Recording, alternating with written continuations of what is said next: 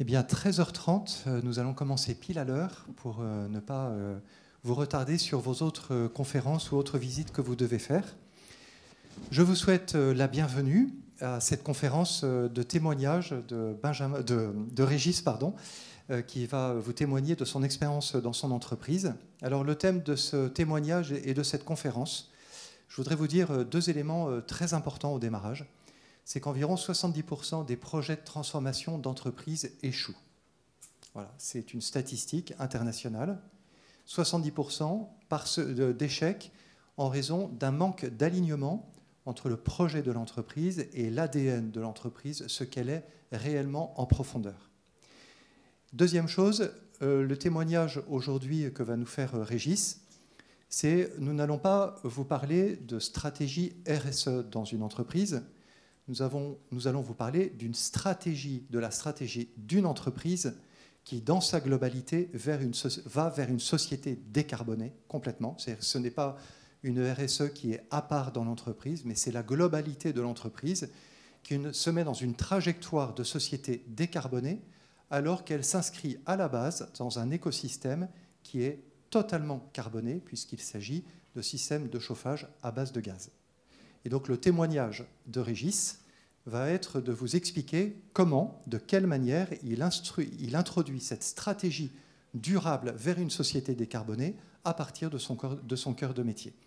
Je m'appelle Norbert Mallet, je suis consultant en entreprise pour mettre en place des stratégies à impact positif dans les entreprises et j'ai eu la joie, l'honneur et le plaisir d'accompagner CRAM pendant une année avec Henri qui est ici et puis également Eva qui est dans la salle. Régis, merci d'accepter de témoigner. Veux-tu d'abord te présenter et puis nous présenter ton entreprise, CRAM, qui elle est, la taille, son secteur d'activité et son cœur de métier. Voilà. Merci. Bonjour à tous. Donc, l'entreprise CRAM, c'est avant tout 750 collaborateurs qui, tous les matins, se lèvent pour être de véritables acteurs de la transition énergétique et relever ce défi. Qu'est-ce que l'on fait? On conçoit, réalise et exploitons des solutions énergétiques pour réduire les consommations d'énergie et les garantir à nos clients dans le domaine du bâtiment. Donc, dans le domaine du bâtiment, les consommations d'énergie, c'est 70% du chauffage, de l'eau chaude sanitaire et puis des utilités, de l'éclairage. Voilà, donc nous garantissons des économies d'énergie et tous les jours, on prend avec nos clients des engagements pour réduire les consommations d'énergie et les accompagner vers une neutralité carbone. Donc c'est un véritable défi humain, parce qu'aujourd'hui, notre pays manque de main-d'œuvre, manque d'ingénieurs en efficacité énergétique. C'est un défi aussi technique, parce qu'il faut travailler à la fois sur l'efficacité des systèmes, les rendements de production de chaleur, de distribution de chaleur, de ventilation, de production de froid. Il faut travailler aussi sur l'enveloppe du bâti pour que le bâtiment soit moins énergivore. Et puis, il faut décarboner les énergies. Et là, on fait appel à des énergies renouvelables, de la biomasse, du solaire, thermique, photovoltaïque. Et dès que possible, on construit des réseaux de chaleur qui produisent cette chaleur renouvelable. C'est aussi un défi humain, mais aussi un défi économique, parce qu'il y a beaucoup à investir et que nos clients n'ont pas toujours le budget, d'autant plus que l'énergie a fortement augmenté et donc ils ont encore moins de budget.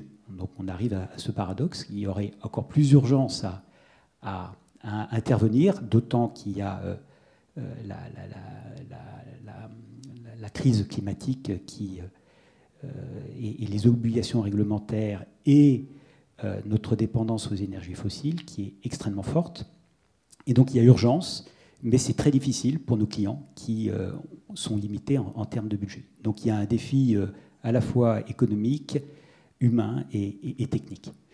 Plus précisément, on intervient sur la Normandie. L'entreprise est basée au Havre, mais elle a des antennes partout en Normandie et en Île-de-France, Picardie. Et donc, ta conviction, c'est que pour relever tous ces défis que tu as décrits, il faut d'abord s'appuyer sur une culture d'entreprise forte. Est-ce que tu peux nous expliquer, de ton point de vue, en quoi la culture d'entreprise est le gage d'une transformation de l'entreprise pour relever les défis qu'elle doit rencontrer?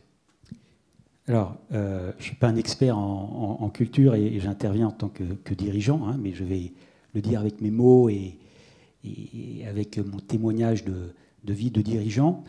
Dans la culture d'entreprise, moi, je vois deux dimensions.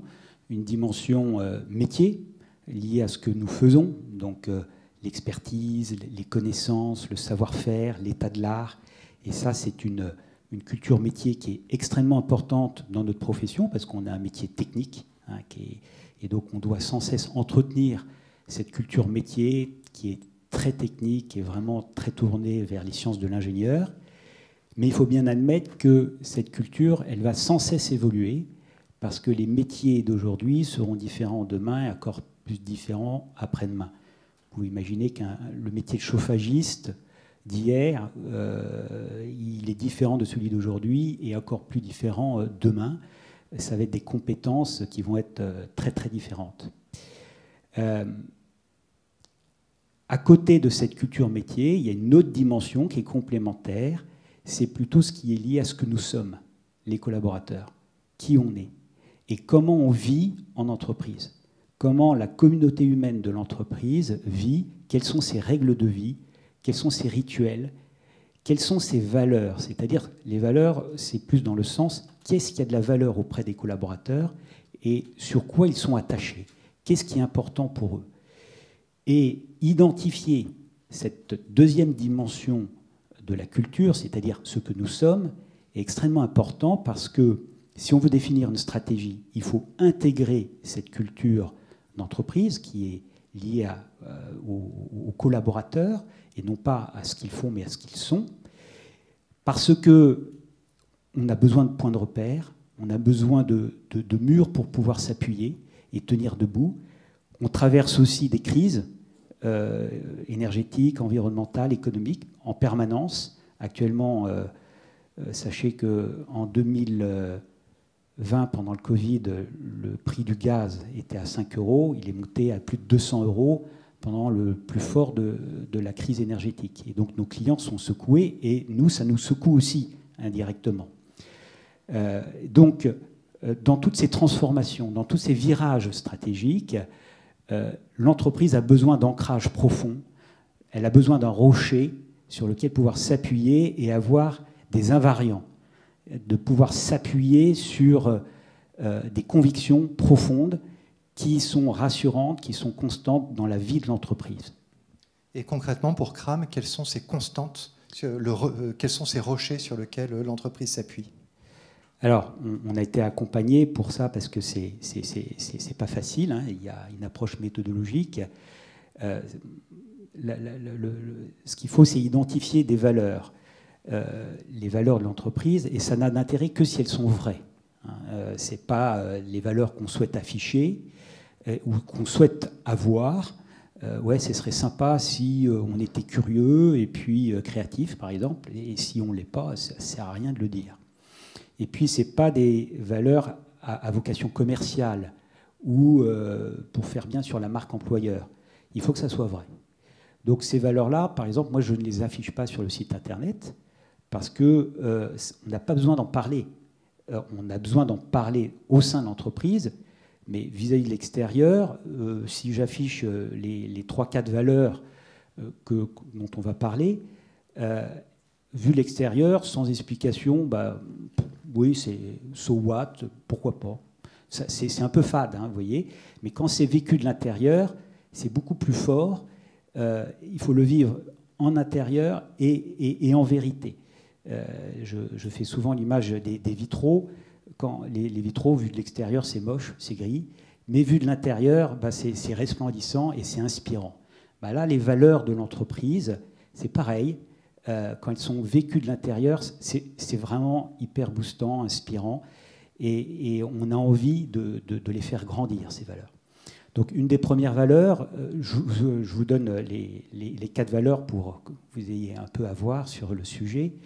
La première valeur, c'est pas que en fait, il y en a 4 parce qu'elles sont fondamentales. Toutes les autres valeurs se combinent et sont plutôt les valeurs filles des 4 valeurs fondamentales. Ce qu'il faut aller chercher, c'est les valeurs racines, celles qui sont vraiment dominantes et qui donnent les gènes dominants de l'ADN, et qui représentent bien ce que nous sommes. La première, c'est donc comprendre ce en quoi le client est unique. Vous voyez, c'est travaillé, la phrase, elle n'est pas toute simple. Comprendre ce en quoi le client est unique.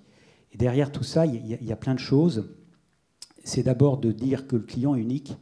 Et donc ça, c'est déjà beaucoup de considération vis-à-vis du client. Et ce n'est pas simplement une posture commerciale.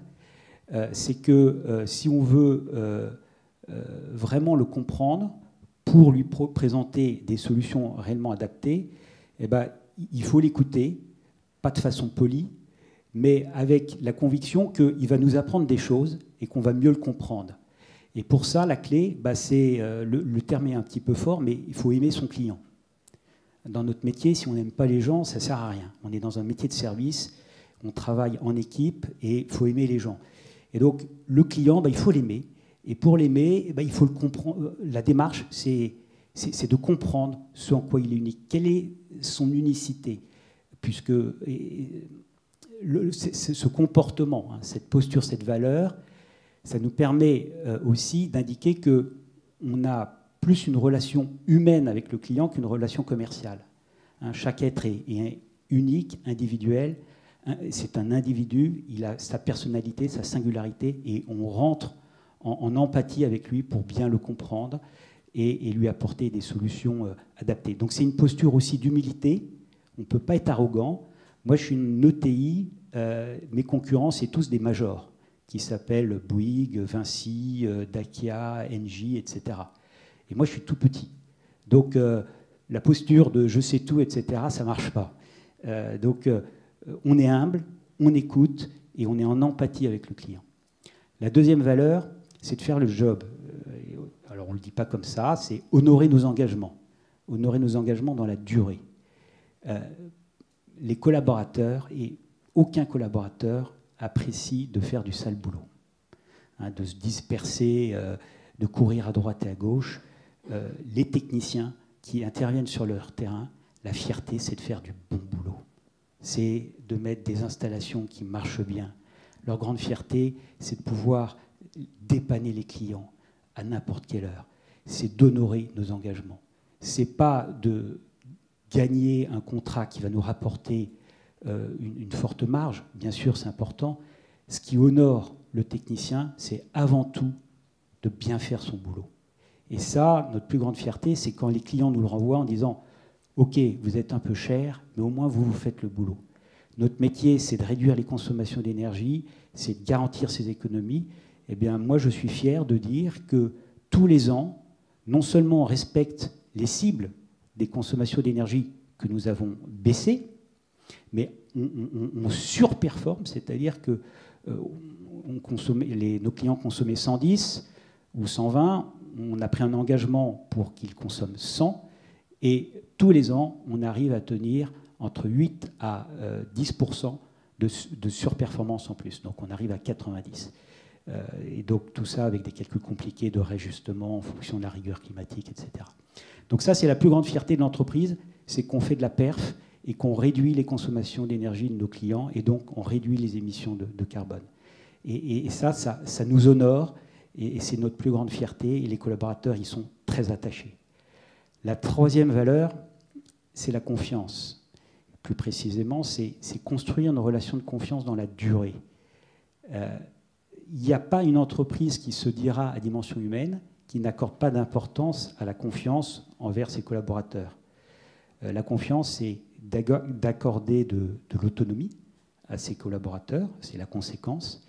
Pourquoi? Parce qu'on est convaincu que lorsqu'on accorde de l'autonomie aux collaborateurs, eh bien, il peut grandir en responsabilité et en compétence. C'est la seule façon qu'il puisse s'épanouir, et tout le monde a besoin d'un espace de liberté. Chaque collaborateur a besoin d'un espace de liberté, d'autonomie, dans un cadre bien sûr qui est défini, mais dans ce cadre, eh bien, il faut lui accorder un maximum d'autonomie.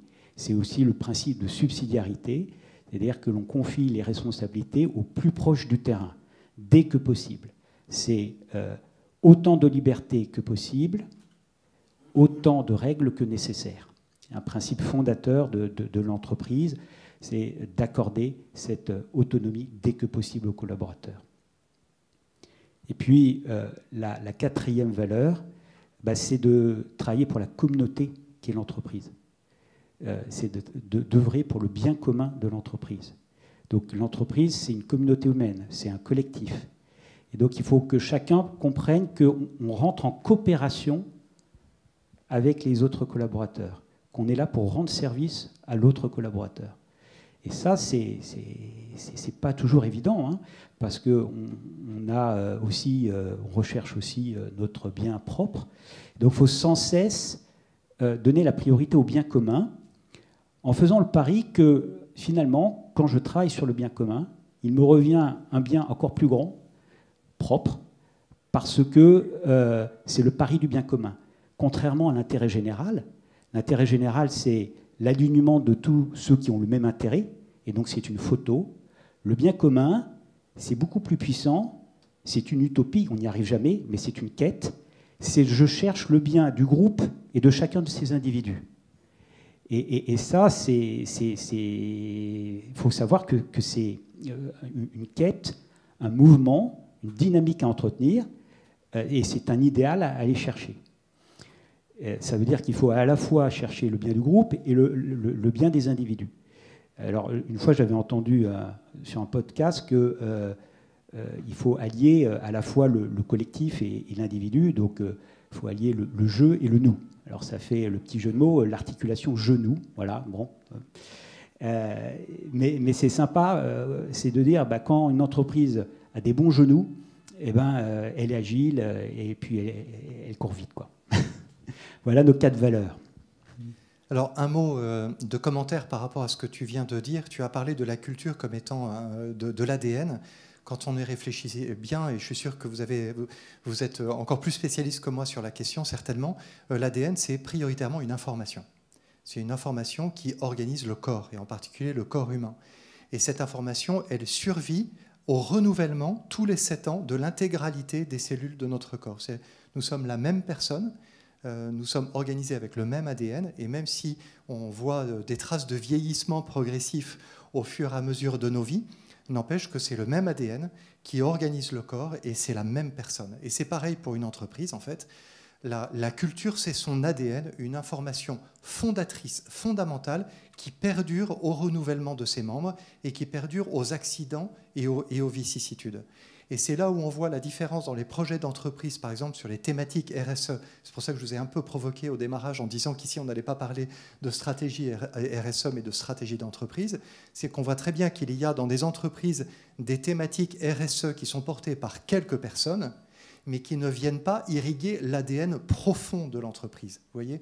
Et donc, souvent, ce sont des choix ou des actions qui ne survivent pas au départ de la personne qui les portait. Et donc l'enjeu, c'est de le mettre dans l'ADN de l'entreprise et donc qui continue à diffuser cette information fondamentale, quel que soit le renouvellement de ses membres. Je ne sais pas si tu te retrouves dans cette vision. Oui, donc l'ADN, il y a les valeurs qui permettent de définir les règles de vie de l'entreprise.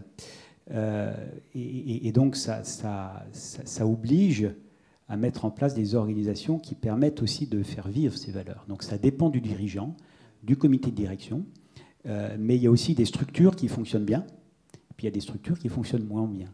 Donc il faut choisir les organisations qui portent les structures qui vont favoriser l'épanouissement de ces valeurs. Et c'est pour ça que c'est très structurant de bien intégrer ces valeurs. Et pour moi, c'est des lunettes qui me permettent de filtrer, de bien comprendre.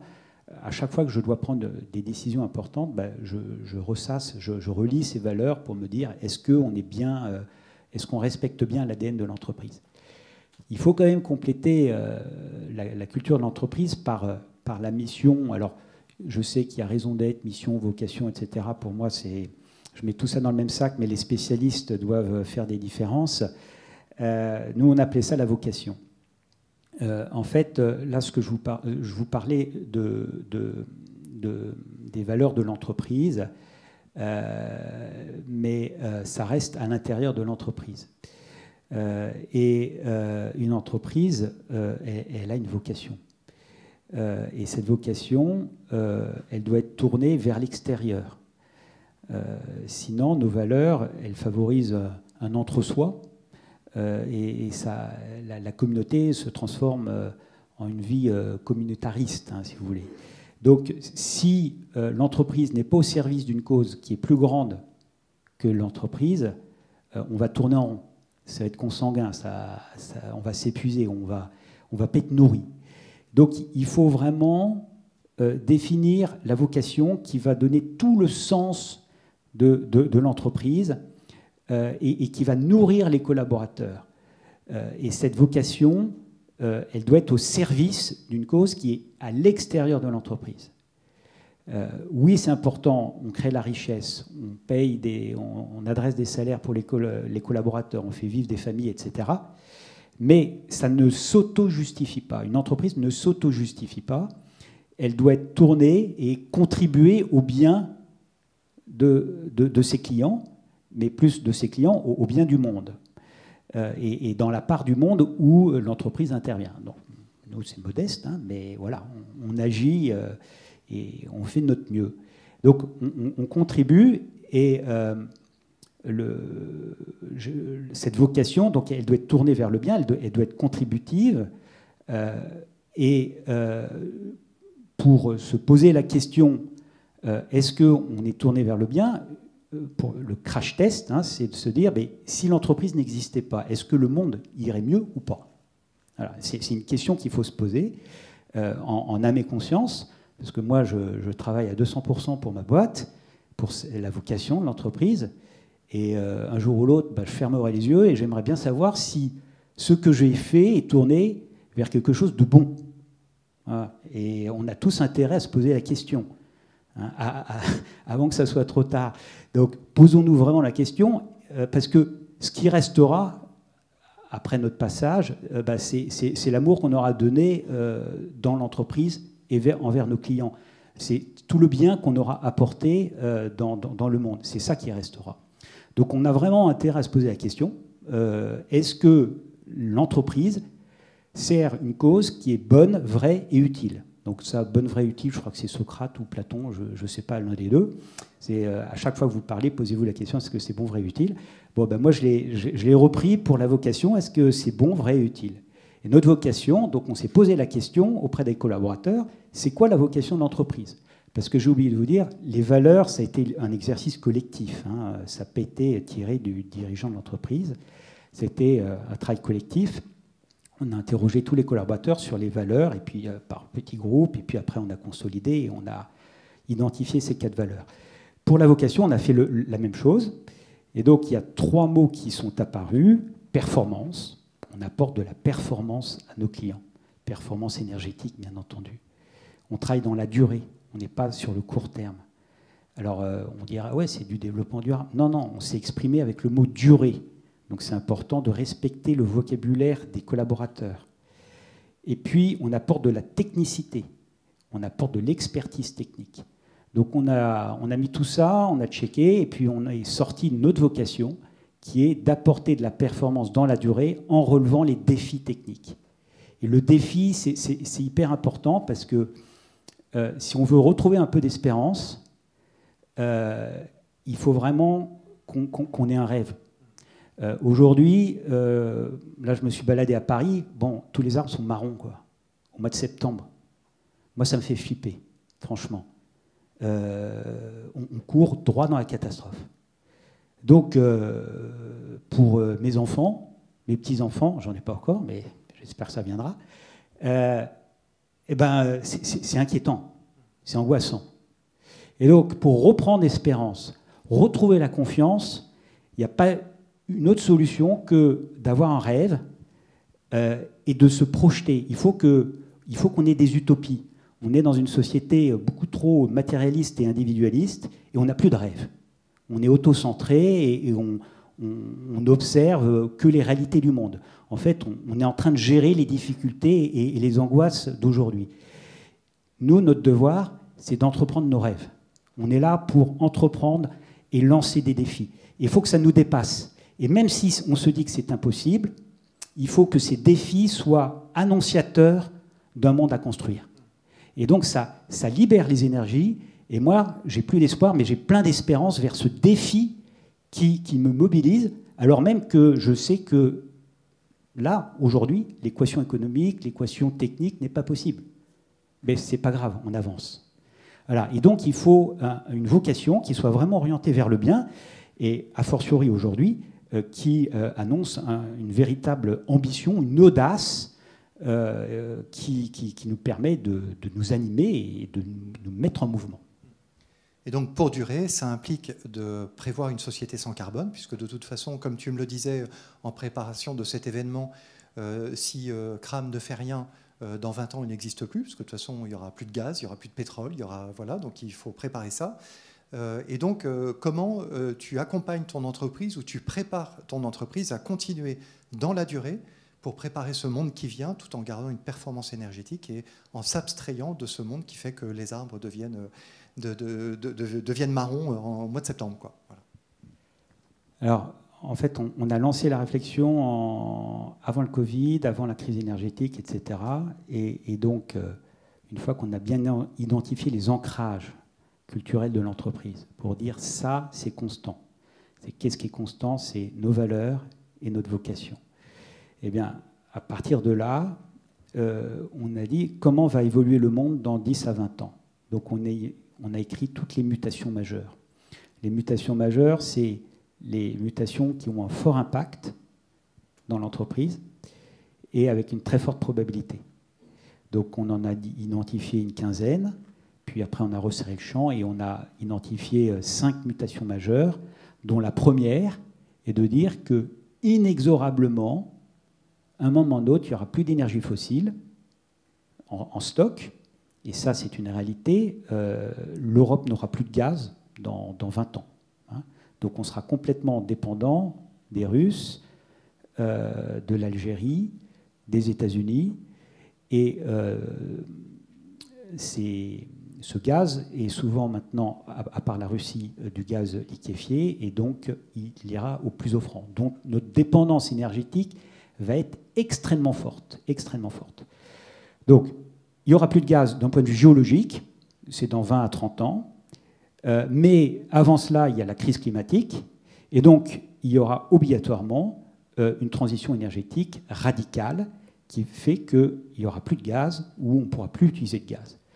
Ça, c'était il y a 5 ans, notre réflexion. Bon, c'était prévisible, hein, mais bon, voilà. Aujourd'hui, je ne sais pas si vous avez vu, mais on ne peut plus renouveler, dans 3 ans, on n'aura plus le droit de renouveler sa chaudière gaz. Hein, alors, on ne sait pas comment on va faire techniquement, mais c'est une réalité. L'année dernière, on a failli ne pas avoir assez de gaz pour passer l'hiver. Heureusement que l'hiver a été doux pour moins consommer. Et cette année, bon, on ne sait pas trop, finalement. Donc, ce risque-là, c'est comparable, si vous voulez, avec la SNCF. S'il n'y a plus d'électricité, la SNCF, elle s'écroule. Hein, ben nous, c'est pareil. S'il n'y a plus de gaz, on s'écroule du jour au lendemain. Parce qu'on n'a plus d'activité, 95% du chauffage est assuré par le gaz.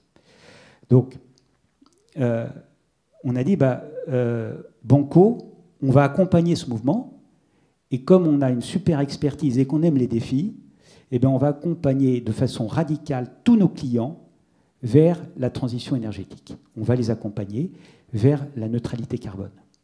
Et comme on sait que ce n'est pas possible, eh ben, on va commencer tout de suite ce qui est possible de faire. Et contractuellement, on va prendre des rendez-vous pour faire une première tranche, puis une deuxième, puis une troisième. Et d'avoir sans cesse se rechallenger pour poursuivre les économies d'énergie sans se reposer sur un contrat qui est de durée. Et donc ça, c'est impliquant. Il faut mettre en place un peu de R&D, mettre en place des nouvelles solutions, choisir ses clients, parce qu'il y a des clients qui ne veulent rien faire, et puis d'autres qui sont intéressés. Et ça ne se fait pas du jour au lendemain, parce que ça nécessite aussi des investissements, et puis que nos collaborateurs ne sont pas tous prêts. Donc il y a tout un processus de transformation qui est programmé sur 10 ans. Alors, en t'écoutant, une image me vient. Je ne sais pas si tu vas t'y retrouver. Vous prenez un œuf. Un œuf, par nature, c'est assez fragile. Hein, c'est même très fragile.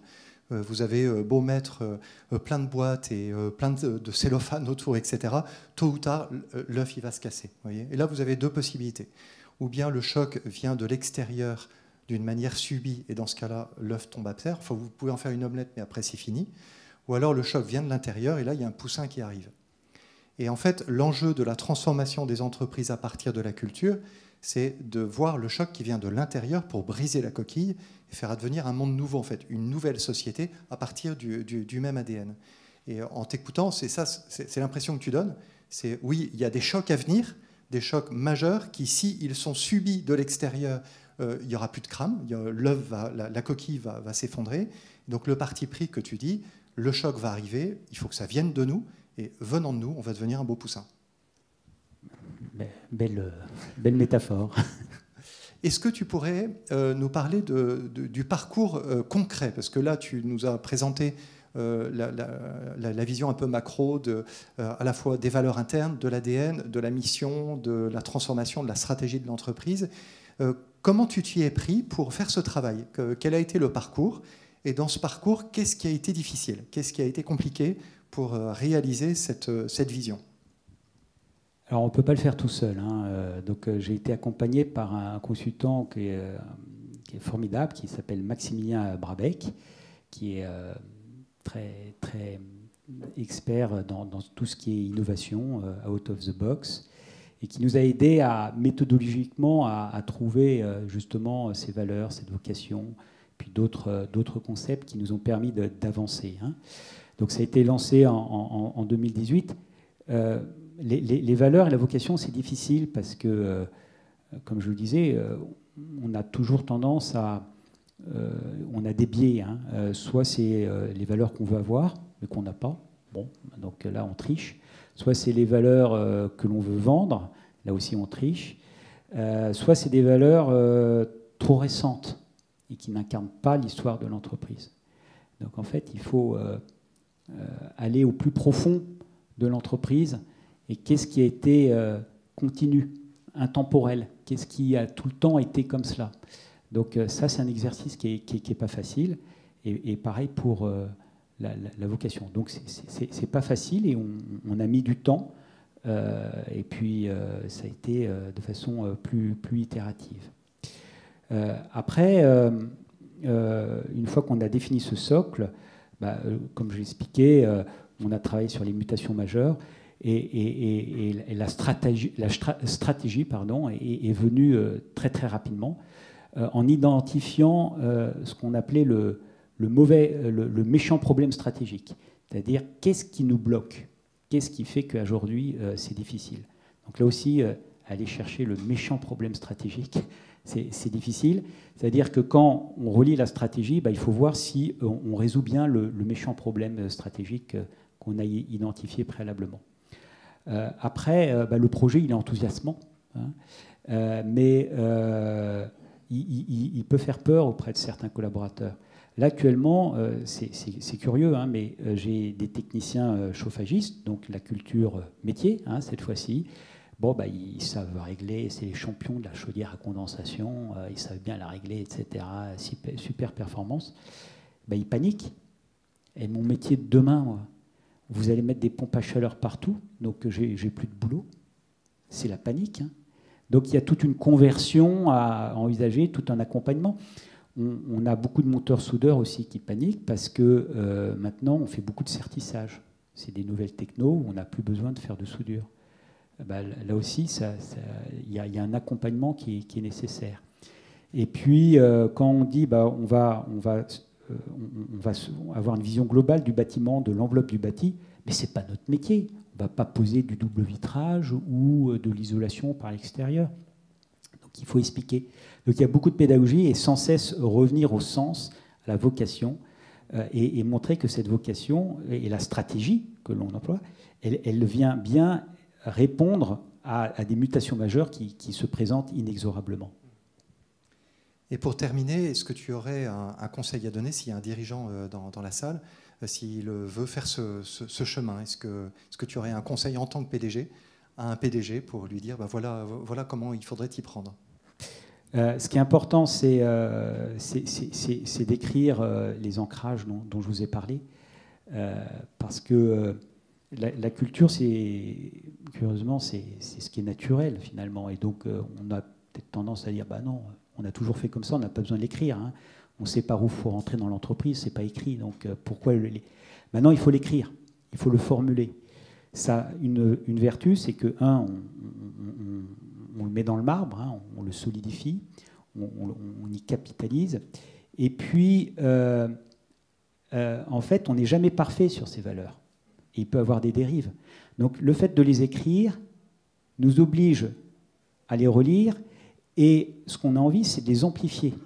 C'est-à-dire les rendre encore plus fortes pour que notre ADN soit encore plus fort et qu'on puisse faire la différence vis-à-vis de nos clients, non pas par rapport à nos concurrents, pardon, non pas par le prix, mais parce que nous sommes, par notre singularité, par notre caractère. Et ça, c'est pour ça que moi, je n'ai pas besoin de communiquer sur un site Internet. Ça transpire tout seul. Les clients voient bien la différence, le petit supplément d'âme que l'entreprise a, peut-être, par rapport aux autres. Et donc, écrire sa vocation, ses valeurs, me semble fondamental. Et puis, bien sûr, mais ça c'est évident, on est dans le salon Pro Durable, c'est que la vocation de l'entreprise, elle doit être tournée vers le bien. Donc, si ce n'est pas le cas, il y a urgence. Voilà.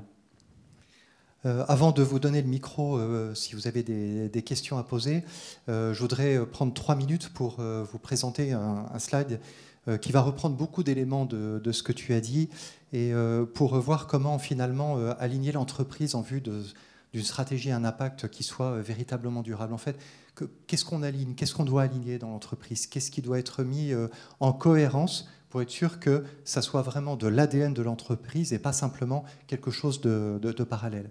Nous, on remarque vraiment l'alignement du CODIR et des collaborateurs est fondamental. C'est bien vraiment le CODIR et les collaborateurs. Il ne s'agit pas d'un CODIR qui domine, hein, mais plutôt qui montre l'exemple et qui est au service de la culture de l'entreprise. On aime bien faire une distinction entre les comités de directeurs et les comités de direction. Les comités de directeurs sont des directeurs qui sont autour de la table et qui rendent compte de leur direction avec leurs indicateurs propres auprès de leurs collègues. Vous voyez, comme s'ils existaient en termes à partir de leur spécificité. Un comité de direction, c'est un collectif qui donne la direction et qui, par la manière de travailler ensemble, est garant et impulse une culture globale dans l'entreprise. Vous voyez, et ça garantit les choses. S'il n'y a pas d'exemplarité, ça ne peut pas marcher. Une dimension fondamentale également de l'entreprise, et c'est ce que tu as très bien expliqué. Alors oui, raison d'être, vocation, mission, etc. D'accord, effectivement, peu importe le vocabulaire, c'est en fait quelle contribution nous souhaitons avoir durablement pour changer le monde. Voilà. Et avec cette dimension de l'utopie dont tu as parlé, que nous devons avoir absolument, parce que sans utopie, nous ne voyons pas la visée, vous voyez, la visée de long terme.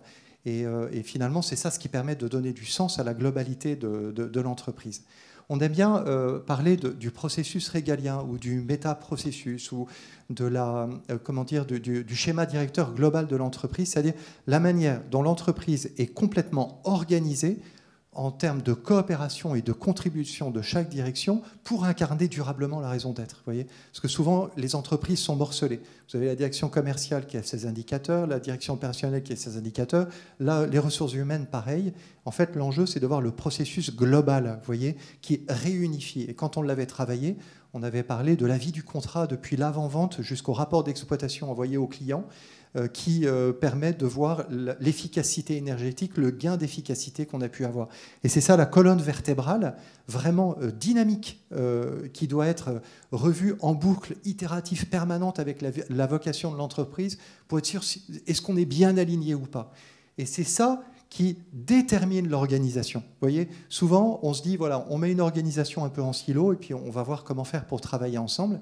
Et ce qu'on a vu avec toi, dans le travail qu'on a fait ensemble, c'est qu'on a même revu l'organigramme et les répartitions des missions du CODIR en fonction de ce processus global de coopération pour le bien du client. Vous voyez, et où chacun a sa place de coopération et de contribution. Et pareil, en boucle courte, est-ce qu'on est bien dedans? Est-ce qu'on est bien dedans? Voilà. Et puis, bien sûr, il y a tous les process métiers, tout ce qui doit, la manière dont ça doit être dans une procédure, etc. Et en fait, c'est tout ça qui permet d'avoir une stratégie adaptative. Vous savez, souvent dans les entreprises, on fait, ouais, il y a une raison d'être, une stratégie, après vous vous débrouillez. Je suis désolé, je suis un peu cash et un peu caricatural, mais c'est un peu ça. Nous sommes convaincus, et c'est ce qu'on a vécu vraiment dans l'aventure CRAM, c'est de se dire que cette stratégie, elle est en boucle courte permanente avec l'ADN de l'entreprise.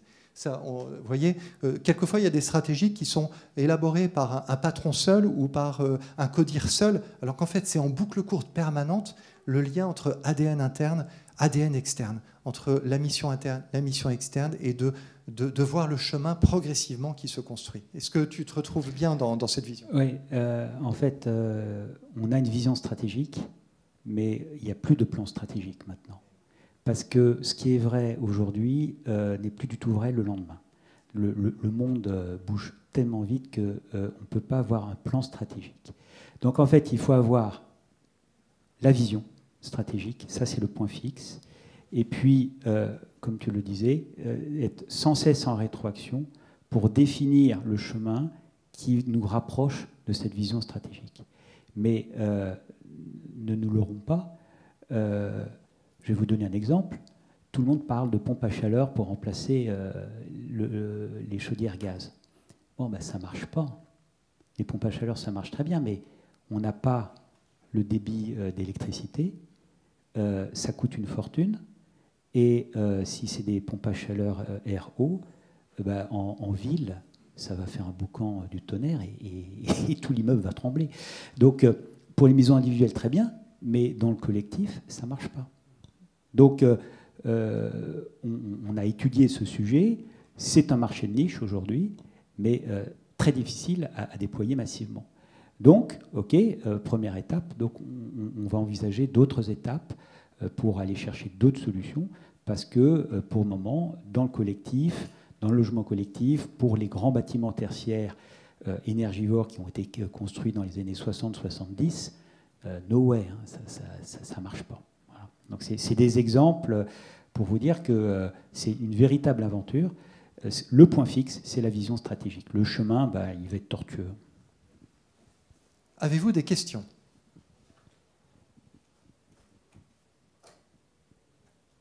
Vous allez avoir un micro. J'ai une question sur merci. J'ai une question sur l'engagement de vos collaborateurs.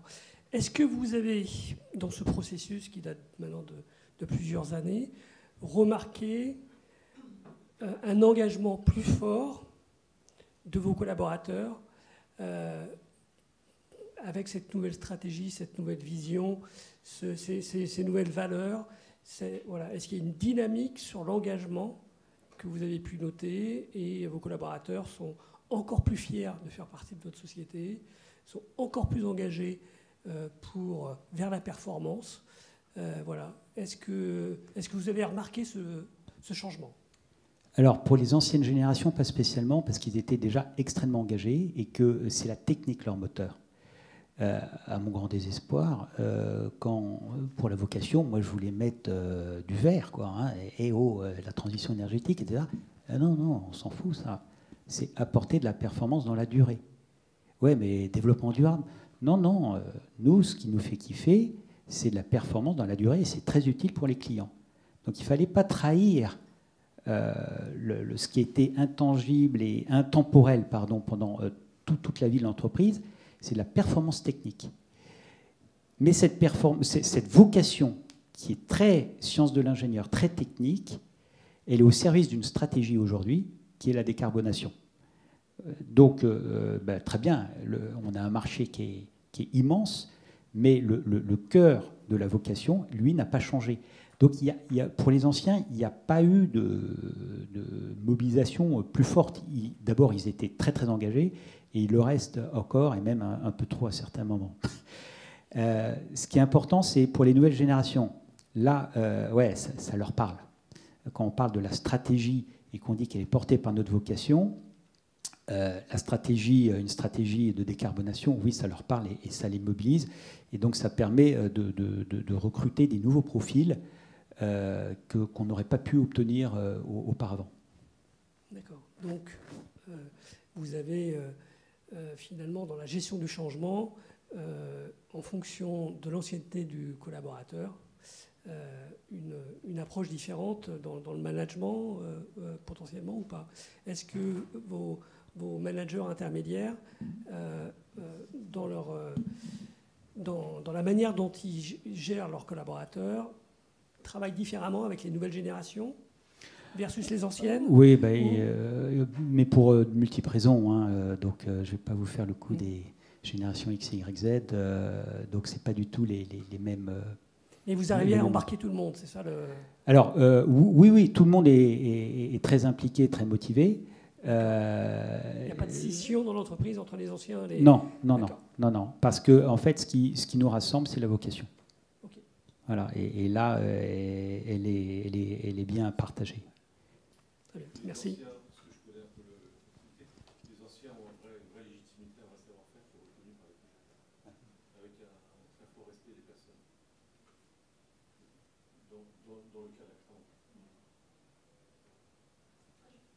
Une autre question, oui. Merci. Par rapport au processus d'acculturation, justement, des nouveaux arrivants, etc., est-ce que vous avez mis en place des choses particulières, des rituels, ou est-ce que ça se fait naturellement à travers juste le tutorat, le compagnonnage des anciens avec les nouveaux arrivants? Alors, il y a une partie naturelle, l'imprégnation naturelle au contact, mais... il faut être très vigilant, d'autant plus qu'on est dans un secteur d'activité où on n'arrive pas à recruter. Donc il y a de très fortes tensions. Et donc malheureusement, ça augmente le turnover, à notre grand désespoir, parce que tous les 6 mois, il faut augmenter les salaires. Donc il y a une très très forte prédation de nos collaborateurs, d'autant plus qu'on les forme très bien. Donc on est très bien reconnus là-dessus. Donc c'est difficile. Mais en termes de rituels, tous les nouveaux, je les accueille personnellement. Donc il y a tous les 3-4 semaines, il y a une session d'accueil où pendant une journée, on les inculture sur les valeurs et la vocation de l'entreprise. Et moi-même, je passe 1 heure avec eux pour leur parler avec les tripes, et je déjeune avec eux et on échange, et il y a des moments de partage. Et ce qui est ma plus grande satisfaction, c'est que tous les collaborateurs qui ont été en intérim ou en CDD avant et qui n'ont pas connu ce processus, disent « Bon, je prends la parole, tout ce que vous avez dit, c'est à 200% vrai, etc. Et c'est pour ça que j'ai signé en CDI, etc. » Et ça, bon, c'est quand même sympa. Alors malheureusement, nous sommes tenus par l'horaire. Si vous voulez continuer l'échange sur le stand 160, nous sommes présents, donc Régis sera présent également. Vous pouvez utiliser ce QR code pour récupérer un livre blanc qui reprend beaucoup d'éléments de ce qu'on nous avait dit, avec une interview d'ailleurs de Régis dans le livre blanc. Et puis un mot, parce que vous avez vu plusieurs logos. En fait, nous travaillons en partenariat avec Sitwell, qui est un cabinet spécialiste en supply chain, et notamment en supply chain durable et la supply chain de l'économie circulaire. Et voilà, et nous sommes ensemble sur le stand 160. Merci beaucoup pour votre attention. Il y aura un replay, je crois, disponible, et nous sommes à votre disposition pour continuer l'échange. Merci beaucoup, et puis bonne fin de salon à tout le monde.